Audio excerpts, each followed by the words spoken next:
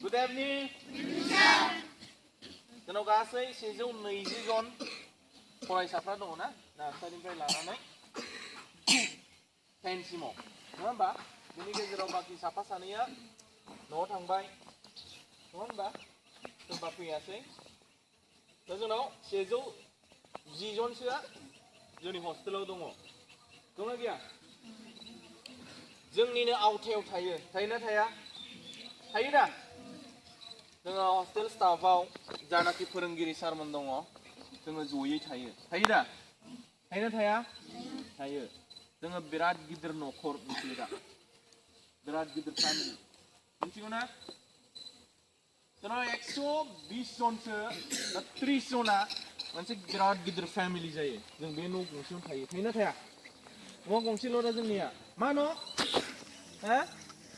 गुरुदेव Kalicharan Brahma academy ना जोंनि न'आ न'नि नामा नोंगौना नङा न'नि मुङा नंगौ दा आच्छा दा बे न'आव मानो थाफैदों नोंसोर मानो थाफैदों गोबारै होननांगोन मानो थाफैदों आरो खेबसेबाव मानो थाफैदों आरो बुंबावनांगोन मानो थाफैदों बैथिंना बुङाखैना मानो थाफैदों नोंसोर मानो थाफैदों फरायनो थाफैदों बयबो फरायनो थाफैदों दाना जोंथ' नुयो अबजार्भ खालामगासिनो फरायो जोङो स्टाडि हलाव जेब्ला फैयो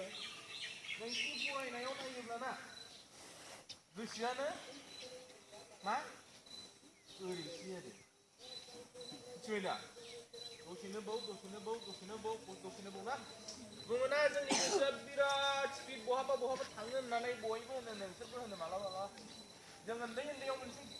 खोथा गेलेलायोमोन आरो ना दे बयनिख्रुइबो स्पिडसिन खारग्राया मा स्रांनिफ्रायबो गोख्रैसिनबाव मा होनो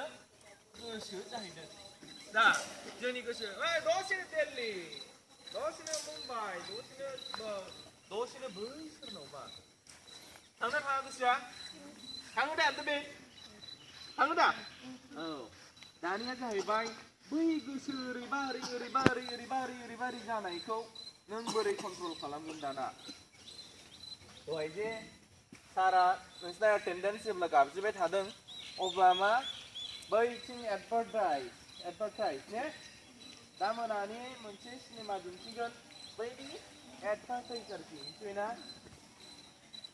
खोन्थादों बेयावसो थांनांगौ दा बुंलांदों गोसोआ रल नाम्बार सेंनायानो नोंसिना एटेन्डेन्स होनायानो सोरनाबा जालायलायाखै जादों आच्छा दा नै जोंना गोसोआ बाव थांदों दा गोसोखौ बोरै दलर दोननो दानिया नोंसोरथ' साफा फरायसा नङा होमबा नोंना नङा नोंसोर गोसोखौ दलर दोननो हाबासो फरायनायाव हागोन दहाय जों जिरायनायनि आगोल मेडिटेसनबो खालामदों मेडिटेसन खालामदों दा मेडिटेसनखौ मानो खालामदों मेडिटेसना मा ध्याना मा ध्यानखौ जों बुजिग्रोनि ध्याना जाहैबाय नोंनि बै ओरैबा ओरै गोसो साननायखौ दलर दोननानै हमथानानै मोनसे खामानियाव दोननाय खामानि मावनायानो जा लेखा फरायनायानो जा जानायानो जा उन्दुनायानो जा मानायानो जा बे गासिबो नोङो मोनसेयाव जुदि दोननो हायोब्ला गोसोखौ ओंखाम जादोंबा नों ओंखाम जानायावल' दोननांगोन बेबो मेडिटेसन बेबो ध्यान दा नोंसोरो फरायोब्ला मा स्टाडि हलाव जिरायोब्ला आधा घन्टायावनो खेबथामसो हासुनो ओंखारो सोरबाया ओंखारो दे हासुनो ओंखारो आरो बै समाव नोंहा ध्यान गैया थारमाने फरायनायाव गावखौ आन्दाज लादो क्लास 9 आरो 10 आथ' बेखौ बुजियोना मा बाथ्रा बुंदों बेखौ बुजियो नोंसोरो आन्दाज ला जेब्ला जोङो गोसोखौ बोरै होथाबनांगौ बेखौ खोन्थानि आरो नोंसोरबो आन्दाज मोनो आरो जेब्ला नोंसोरो मोजां सिनेमा ना मुभि दा नै बेखौ नुनायमोनबा नोंसोरो हासुनोनो ओंखारनाय नङामोन आरो बांसिन फिल्मा बेसेबां जायो 2.5 घन्टा 3 घन्टानि खाथियाव जाहैयो नंगौना नङा सिगांनाथ' 3.5 घन्टा जोंथ' ओरैबायदिबो सिनेमा नायबोबाय उन्दैयाव टिभियाव 3 घन्टानि सिनेमाया 5 घन्टानि बारा मिथिबाय 3 घन्टानि सिनेमाखौ जोङो 5 घन्टानि बारा नायबाय एडभार्टाइजजों नङा फिल्मा 5 5 menit जायोबा एडभार्टाइजआबो 5 मिनिट जायो that means 3 घन्टाया मा डाबल जाहैगोन ना बेबायदिबो नायबोबाय हा सुनोनो ओंखारामोन खेबसेबो मिथिबाय दा मानो दे मानोना जोंनि ध्याना बैयावल' दङ सिनेमायाव दा नोंसोरबो फरायनायनि बेलायाव नोंसोरनि फरायनायखौ पैशन खालामना लानांगौ मिथिबाय दा पैशन माने फरायनायखौनो सिनेमा नायनाय बिदि खालाम आरो जोंना बे फरायनायखौ सिनेमा नायनाय बिदि खालामनांगोन दा मोनायाव ओरै फारसेजों साउन्ड खोनाबाय थागोन नोंसोरनि ध्याना बहा थाङो आन्दाज खालाम आरो गावखौनो अबजार्भ खालाम मिथिबाय दा आन्दाज ला दा होमबा जोङो लेखा फरायनायाव गोसोखौ फज'नो थाखाय मा खालामनांगौ होनदों हा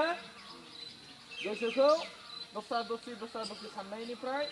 मोनसेयाव दोननांगौ नंगौना नङा अनिनाथ फरायदोंबा नों फरायनायावल' दोन गुबुन बाथ्रा सावरायनो नाङा जाखिनि फरायदों नों बेयाव दोन अनिनाथ ने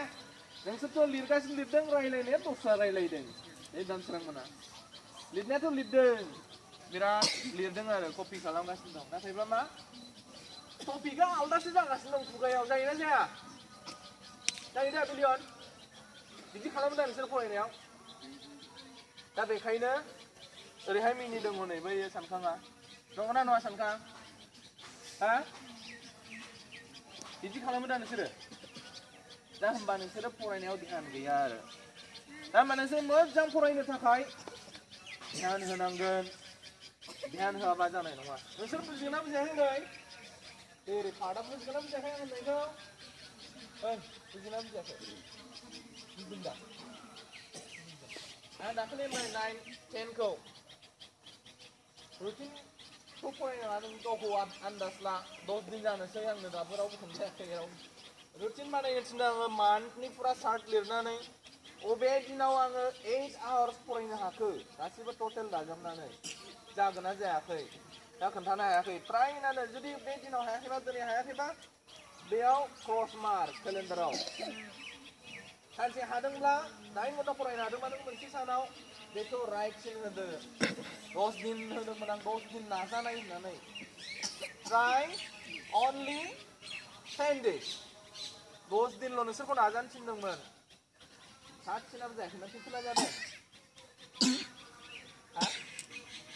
खनसेल' जादों खेबसे जादों दा बे खेबसेखौ नों बोरै सानजाबाव लांनो हायो मिथिबाय दा बेखौ खालाम सेंग्राफोरनिफ्राय रिसेन्ट जादों कलिनाथ जादों जायाखै दा नोंना हा नोंना होमबा गासिबो क्रस मार्क ने गासिबो क्रस मार्क जाजोब्बाय सासेनाल' राइट सिन मोनसे दङ 10 दिननि बेलायाव दाबो आरो दा समा दंबावो खोमा मालासिमाव नोंसोर बानायनो हायो नाय दा दहायनो होनदों नोंसोरो फरायनो फैदों होननानै नोंसिनि गेजेरनिफ्राय सुबुं नोंसिनि गेजेरनिफ्राय सानसे जोंनि बे एकाडेमियाव मा रिसर्स पार्सन हिसाबै फैनाय जानो नांगौ मिथिबाय दा नोंसिनि सारमोना बेसेबां फरायदों बेनि साबसिन फरायनानै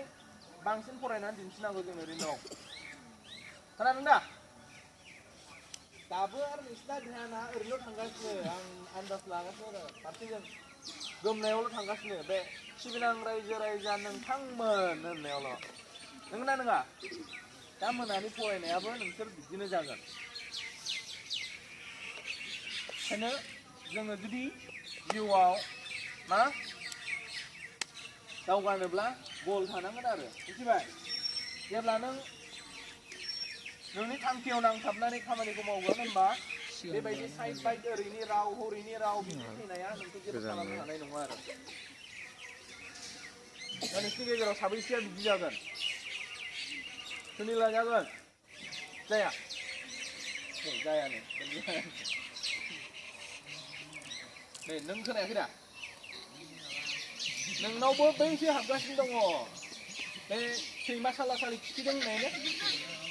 हा खोमायाव हाबाखै दा बैयो ना बियो बैनिया हाबाखै आदसा मा होनदों आदसा दे होमबा जोङो ओरै नाय बयबो खोनासं आरो नोंखौ मानसिफ्रा सिनायगोन माब्ला सिनायगोन जेब्ला नोङो मानसिफोरनिफ्राय आलादा जागोन होमबासो सिनायो मिथिगौ दा मानसिफ्रा माखौ भेलु होयो जायहा जाफुंसारनाय नोंसोरबो जाफुंसारनो नांगोन सानसे जाहाथे मानसिफ्रा नोंसोरखौ भेलु होयो मिथिगौ दा भेलु माने मानसिफ्रा नोंसोरखौ मानसि साननाय गाबोन समनिया जुदि मोजां सोलोंथाइबो गैयाब्ला मोजां खामानिबो नोंसोर रोङाब्ला रावजोंबो मा मोनसे बाथ्रा नुना लामानि सैमा दादुरायाबो लामा हगारनाय नङा होननानै मिथियो दा बेबायदि जानांगोन आरो जुदि नोंसोरो नोंसिनि खामानियाव गोसो होआबा सात्र हिसाबै जोंनि खामानिया मा जानांगौमोनलाय बिसा फरायसा हिसाबै मा खामानि मोनलाय